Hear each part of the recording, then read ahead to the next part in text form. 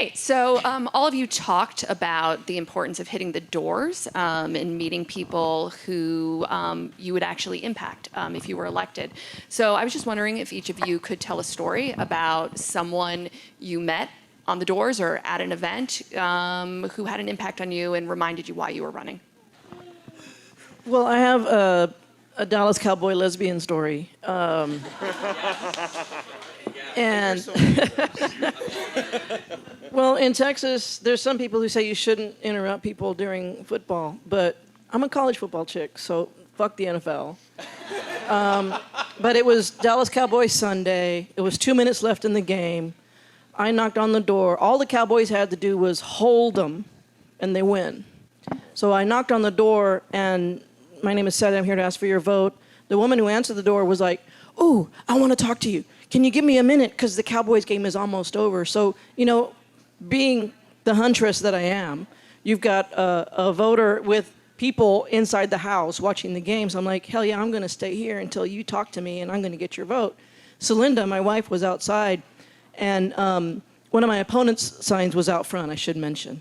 And she said, "You're not going to go in there." And he said, "Fuck yeah, I'm going to go in there."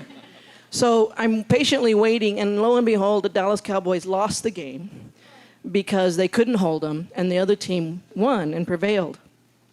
So then I'm like, this is really awkward, because now you got pissed off Dallas Cowboy fans, and you've got a candidate in the living room. And I had gone into the house, and by this point, Celinda's worried. Like, I've been in there for a good 5 or 6 minutes, and the woman the voter who was on my list said, "We need to talk to you." So she grilled me with another woman present and a guy present, and 2 kids who were coloring and couldn't be bothered. So I just assumed I'm talking to husband and wife and friend Cowboys fan.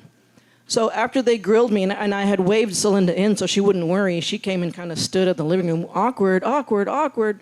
And when the lady grills me, and she said, "Okay, you got me. We're all in." And when I realized, she said, and I said, "Well, tell me what it was." And she said, "Well, you're in a gay household." And I was like, and she said, "Yeah, this is my ex-husband. This is my wife.